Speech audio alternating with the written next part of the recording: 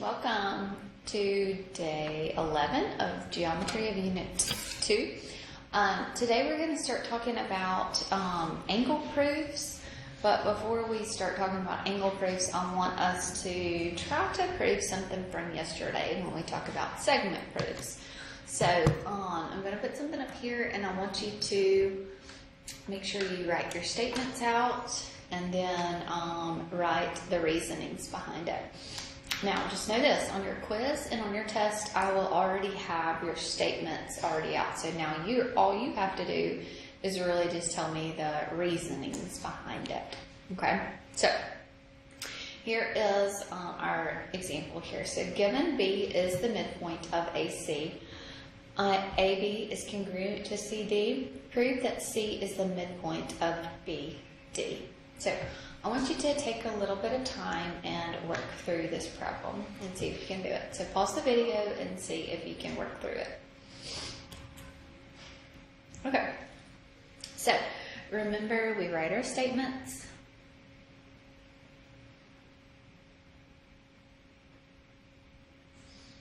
Okay, and we always start with the given. So B is midpoint of AC.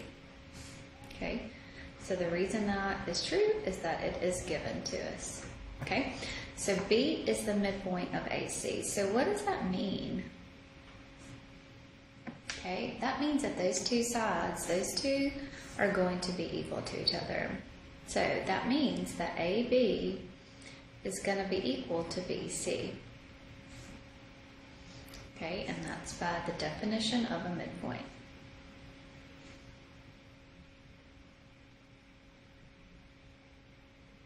Okay. The other thing that's given to us is that AB is congruent to CD. So AB is congruent to CD. Okay. So that was given. Okay. All right. So then if it's congruent, so then that means those two things are going to be equal. So AB is going to be equal to CD. Definition of congruent.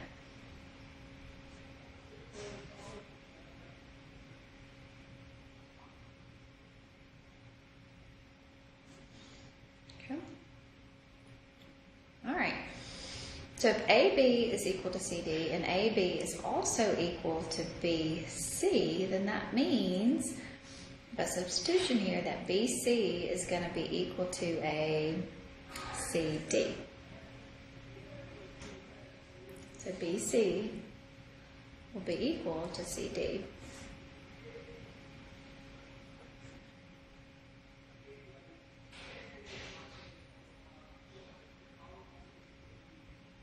Okay, so now if BC is equal to CD, then that means that C is the midpoint of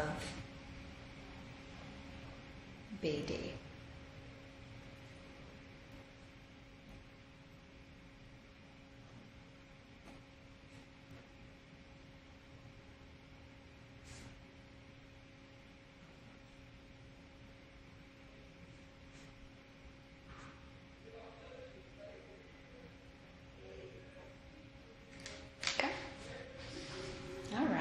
So that is your segment proofs. We will review more on this tomorrow, so just don't get overwhelmed by it. We will review some more tomorrow. Okay, so today we are going to start looking at angle proofs. So what I want to start off with is the reasons that you can prove an angle. Okay, so what I want to do is there's about 12 of these, and I want us to go through these and just make sure that we understand them and why these are happening and why they are true. Okay, so if angle A is a right angle, then the measure of angle A is 90 degrees. So why does that hold true? Okay, if it's a right angle, then it's 90. So that's called the definition of a right angle, right? So definition.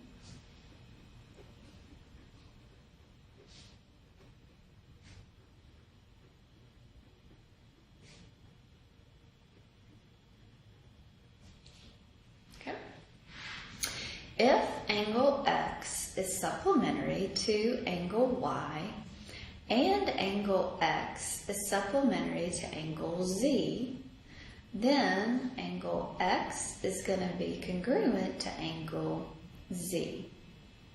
Okay, so that's congruent supplementary theorem.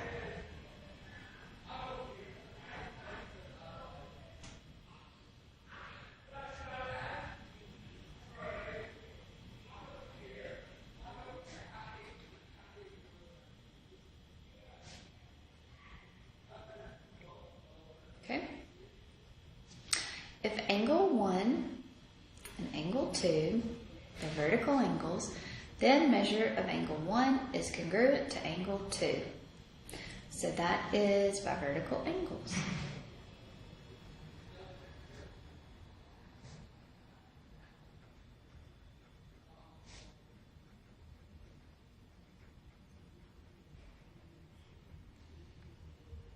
Okay.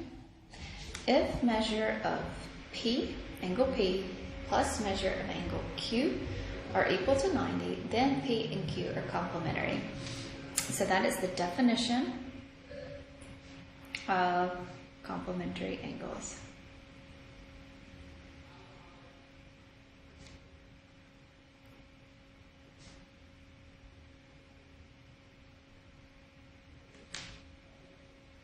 Okay.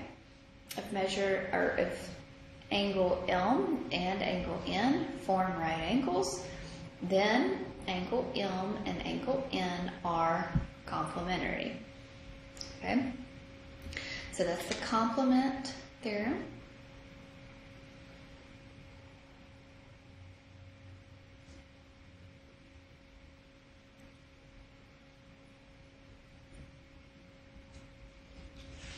Okay. If we have intersecting, so if L, line L, is perpendicular to line M, then angle 1 is a right angle. So that's the definition of perpendicular.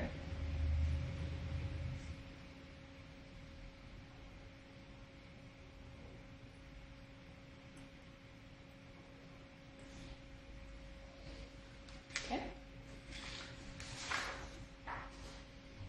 All right.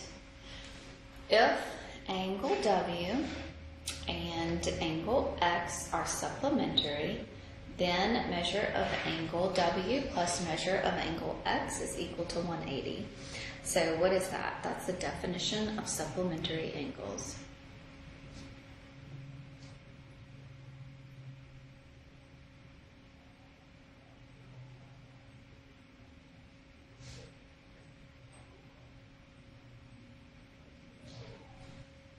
Okay. If angle A and angle B form a linear pair, then angle A and angle B are supplementary. So, what's that? It's called the supplement theorem.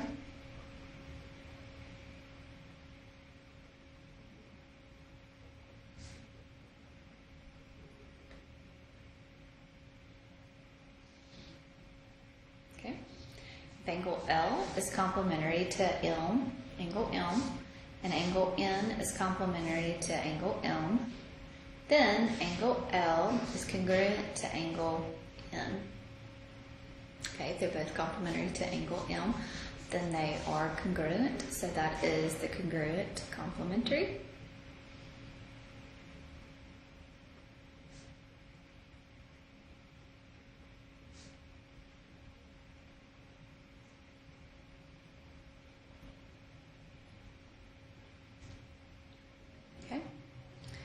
Angle N and angle P are complementary, then measure of angle N plus measure of angle P is equal to 90. So that's the definition of complementary.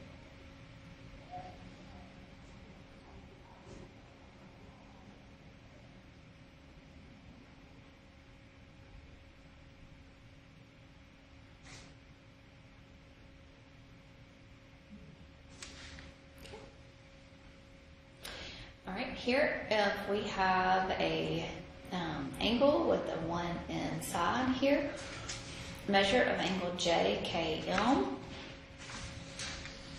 Okay, so measure of JKM plus the measure of MKL is going to be equal to the measure of JKL. Okay, so that is the angle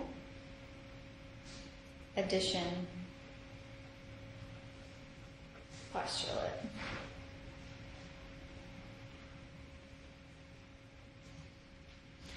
Okay, and finally, if measure of angle R is equal to measure of angle S, okay, then angle R is congruent to angle S. That should be an S right there. So that is the definition of congruence.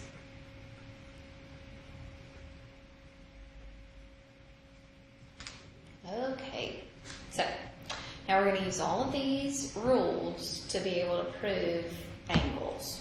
Okay, so we're looking at our statements and then our reasonings behind it. Okay, so let's look at this one. So given that angle PQR is a right angle, prove that PQS and SQR are complementary. So I want to prove that PQS and SQR are complementary if PQR is a right angle. So angle PQR is a right angle, so that is given. Measure of angle PQR is 90 degrees, so that's the definition of a right angle.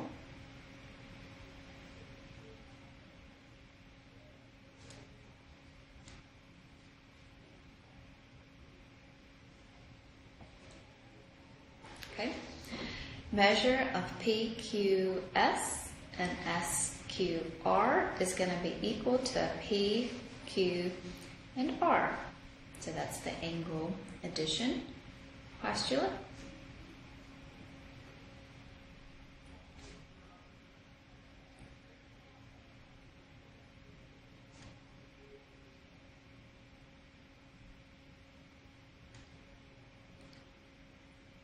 Okay.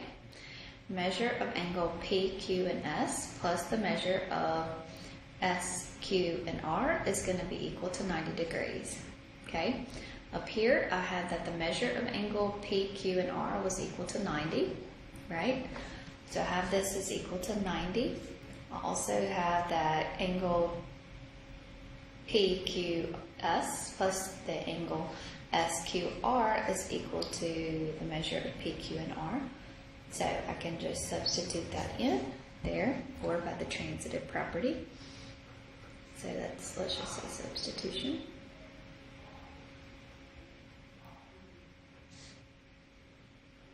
Okay, so if they add together to be 90, then that also means that they are complementary. And that's the definition of complementary angles.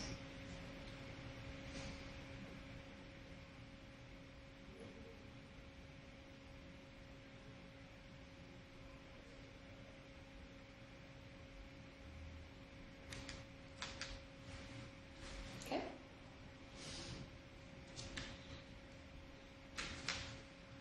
All right. Let's do another one here.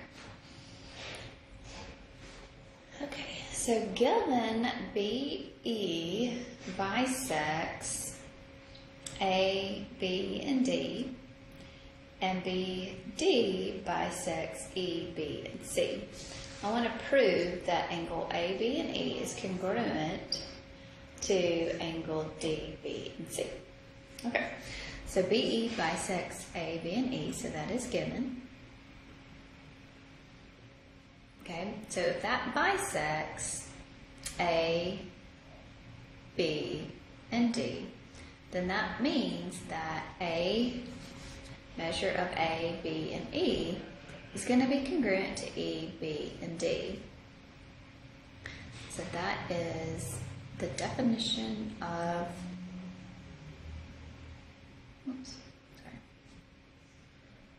definition of angle bisector.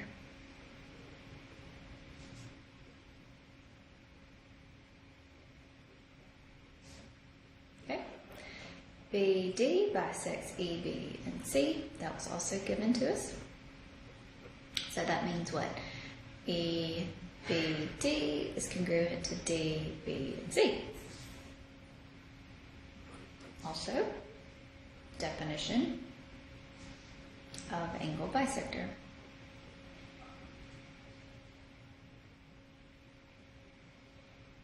Okay, A, B, and E is congruent to angle E, B, and D, and angle E, B, and D is also congruent to angle D, B, and C. So by the transitive property, A, B, and E is going to be congruent to B, D, and C.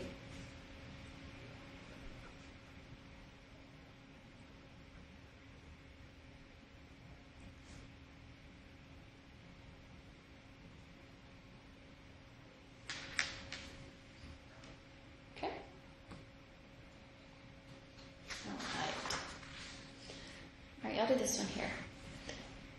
Okay, given that angle 1 and angle 2 are complementary, angle 3 and angle 4 are complementary, prove that angle 1 is congruent to angle 4. So I'm trying to try this one for me. So take a few minutes and try this one for me.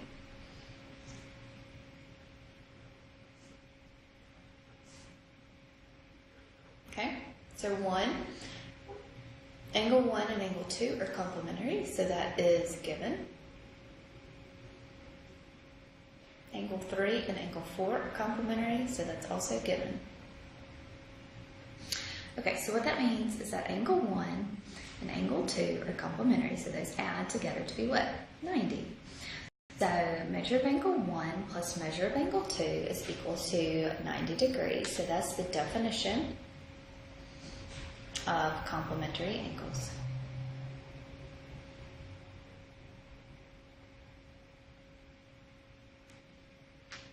Okay. Angle 3 and angle 4 are also complementary, so those add together to be 90.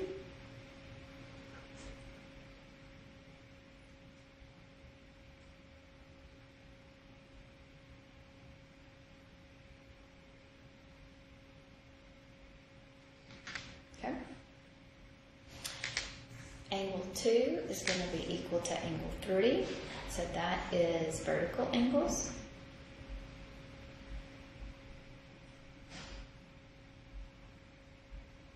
Okay, see where we're going here. So then the measure of angle 2 and measure of angle 3 are going to be equal. So that means the definition of congruence.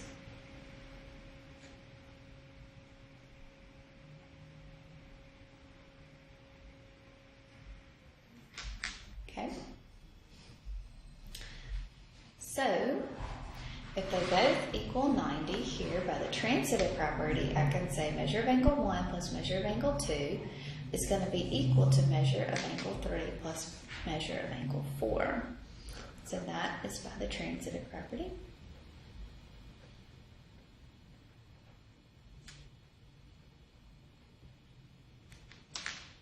Okay. Now, measure of angle 2 is equal to measure of angle 3, so by substitution, I can substitute that in.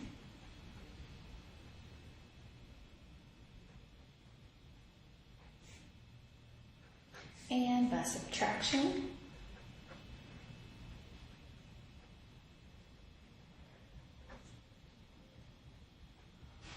okay, then my measure of angle 3s are going to go away, so it's going to leave me with measure of angle 1 is equal to measure of angle 4.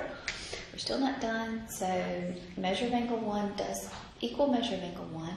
That also means that angle 1 is congruent to angle 4, okay? So that is the definition of congruence.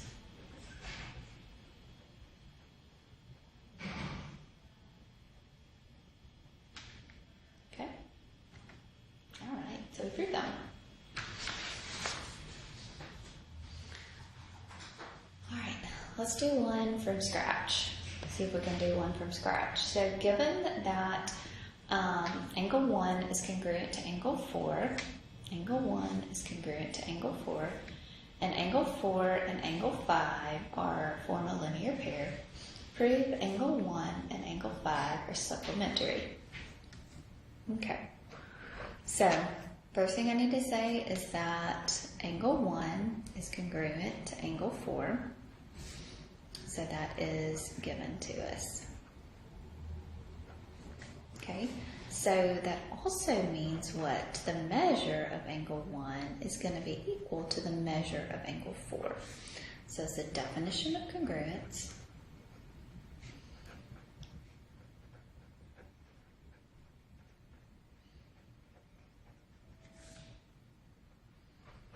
Okay, so also measure of angle 4 and so angle 4 and angle 5 form a linear pair.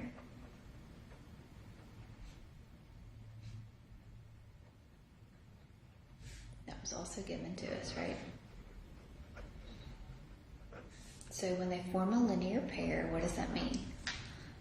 Okay, when they're forming a linear pair, that means that measure of angle 4 plus measure of angle 5 is equal to 180.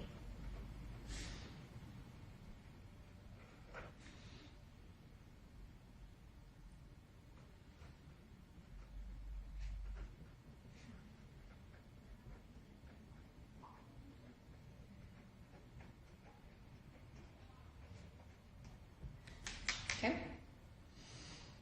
All right, so what happens here? Measure of angle 1 is equal to measure of angle 4. So by substitution, I can say measure of angle 1, measure of angle 1 plus measure of angle 5 is also equal to 180. So that is by substitution.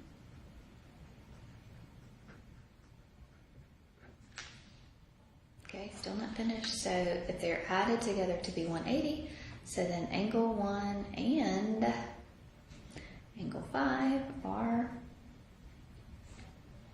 supplementary.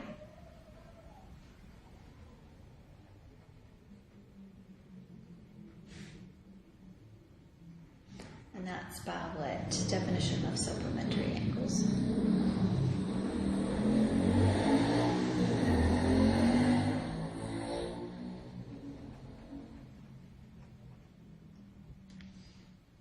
Okay, so sometimes angles are a little bit easier to prove, a little bit. So we'll review tomorrow, and then we will have a quiz the next day. So, and then I'll see you on Friday. All right, y'all have a great day.